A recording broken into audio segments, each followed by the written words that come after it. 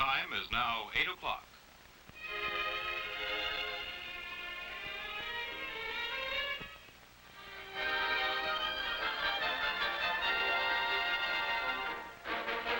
Now the weather. Temperature at 8 o'clock, 68 degrees. Humidity, 82%. The expected high today, around 80. The forecast, showers this morning, clearing later in the day.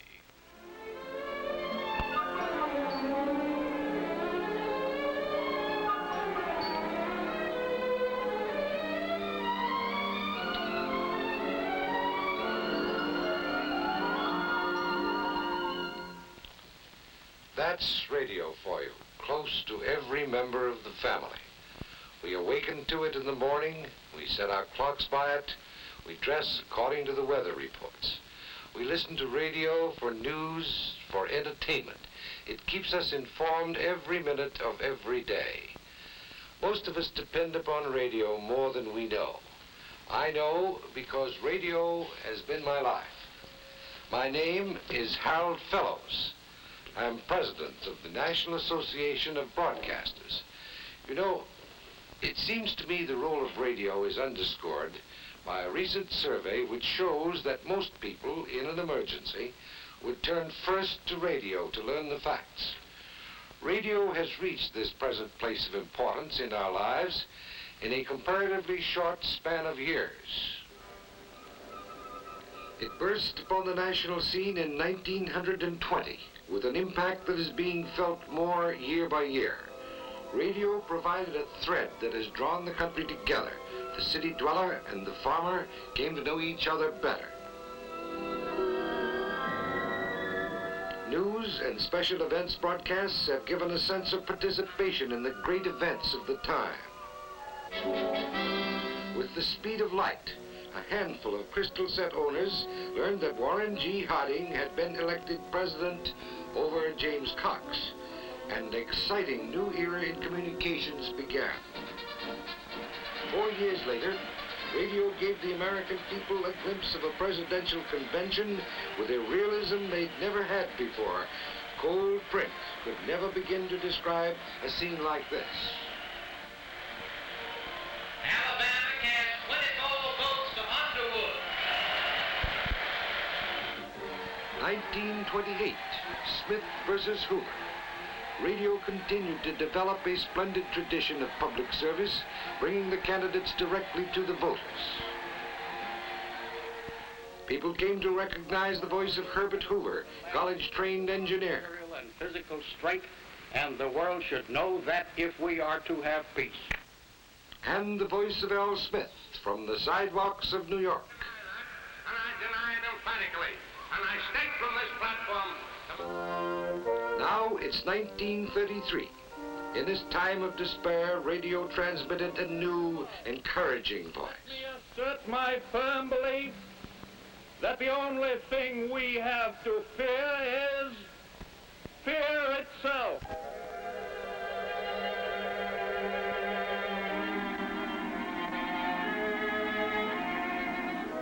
Throughout the trying days of the Depression, radio brought the heartening voice of the president to the people. Fear is vanishing, and confidence is growing on every side. Out of radio came the National Fireside Chat. Radio gathered one of the largest audiences in history when Edward VIII abdicated. Without the help and support of the women I love. Radio brought people closer to great and sometimes tragic events. Radio reporter Herb Morrison was describing the graceful arrival of the Zeppelin Hindenburg at Lakehurst, New Jersey, when suddenly...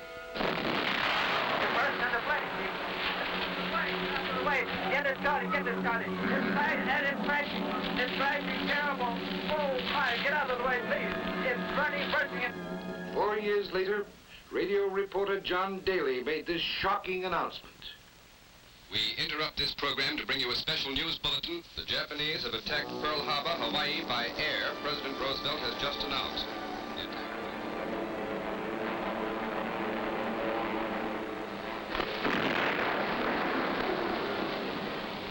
December 7th, 1941,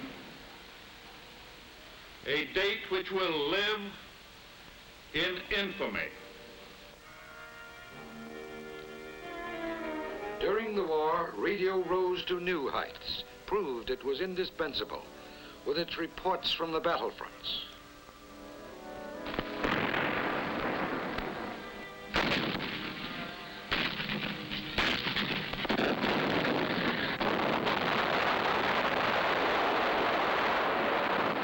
It demonstrated, too, not only how big its scope, but also how big its heart.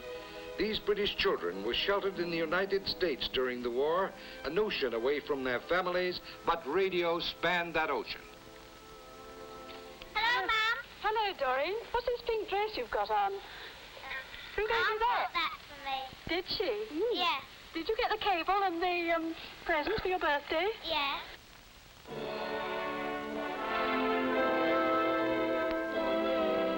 After World War II came Cold War.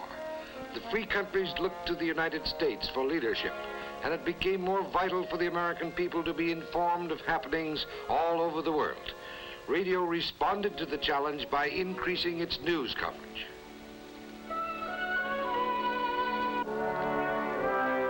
No matter where it happens, Singapore, Paris, or Washington, D.C., radio is first with the news. It teams up with the wire services to keep you informed, instantly, constantly.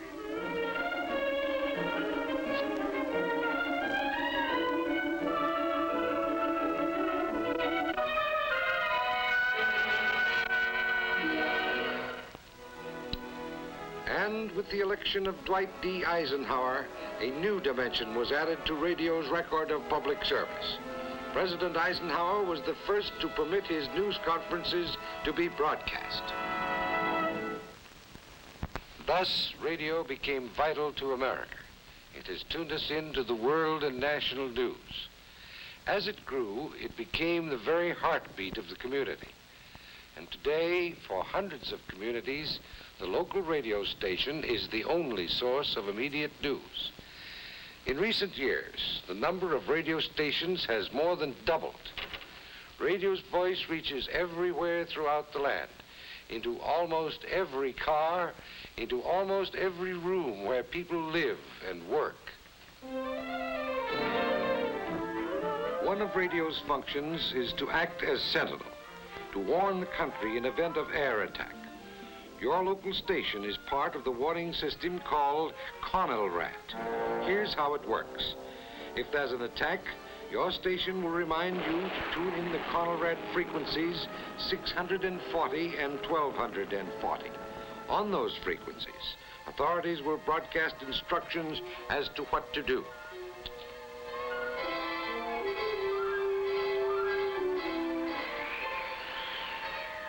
CONELRAT plays a part, too, in weather emergencies.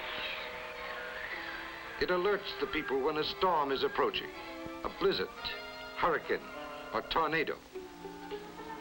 Warning, a tornado is headed this way. The Weather Bureau has announced a tornado has been sighted 20 miles outside of Lakeville. It may strike this city at about 6:30 p.m. When disaster strikes, your local radio station stands ready to help you.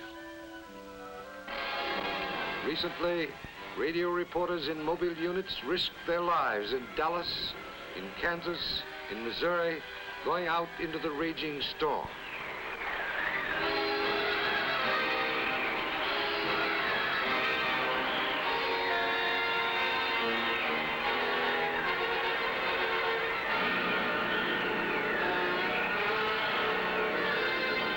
They reported practically every twist and turn of the tornado. They warned people out of its path.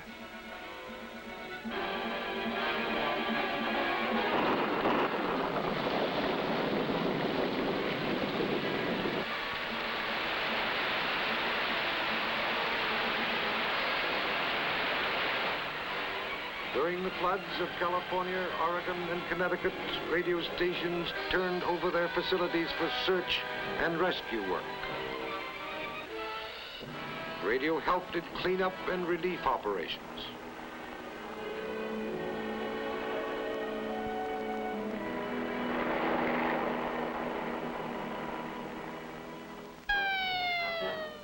Fire downtown. Radio is on hand with its mobile unit.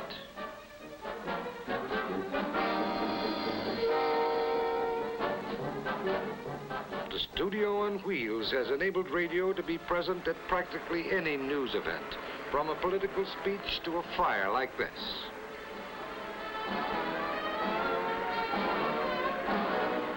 The radio reporter broadcasts right from the scene, giving his listeners an on-the-spot account of the fire, the fight to keep it from spreading, the injuries, the damage.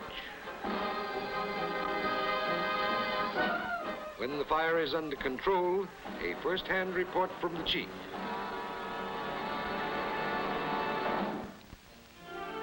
From a fire to a chat with some interesting neighbors. With its speed and flexibility, radio has become an integral part of the community, which means being active in it. Your local radio station, for instance, works with the police to help locate missing persons, to reunite separated families. But radio is more than just a reporter. It's a participant in community life. It often sparks civic improvements, such as slum clearance projects.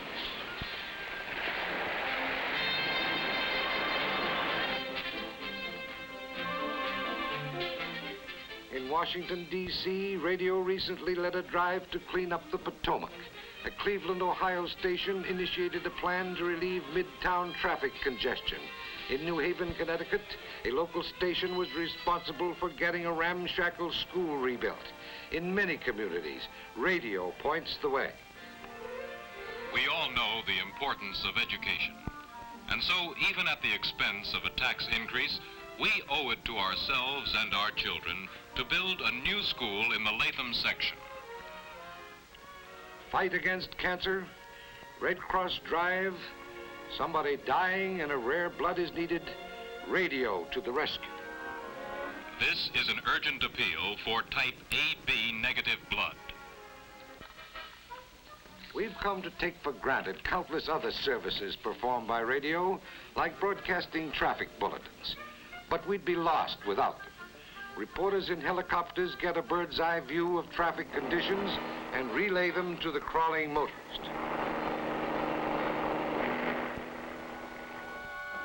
Traffic is heavy with up to 1 hour delays on all major highways leading to the city, but it is moving steadily on secondary roads 3A and 9A.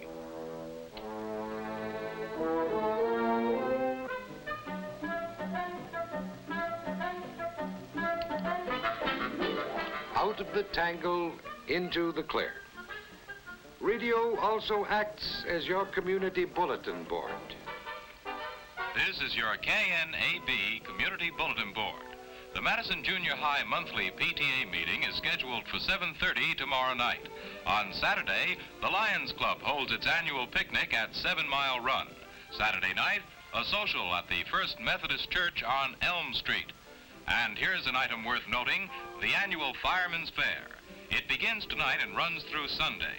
It's being held in the empty lot just across from the old firehouse. Fire Chief Wilkins announces a number of valuable prizes, including a new car, to holders of the lucky numbers, a chance for fun, and a chance to help a good cause. Radio helps Mother by advertising the best buys in town. Today's Best Buy at the Carnet Food Market. Tender chuck roast at 33 cents a pound. At Allen's Shoe Emporium, a gigantic sale on children's shoes. And here's one more special for today.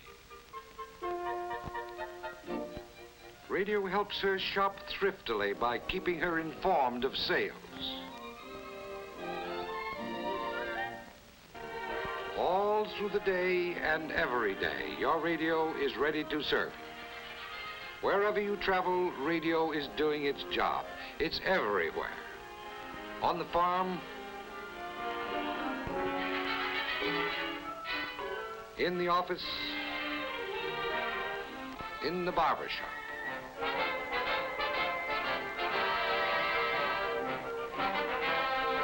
Indoors and out, at work or at play, radio is always with us in the busiest and the loneliest parts of America.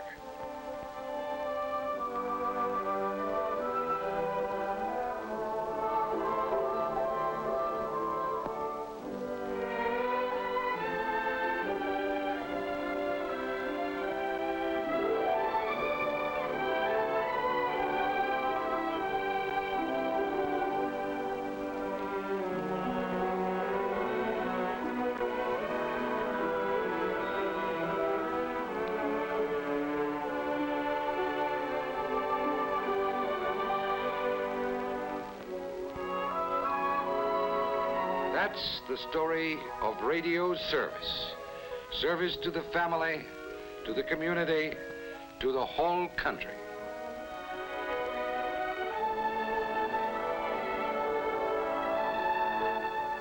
From its very birth, radio has been a public servant.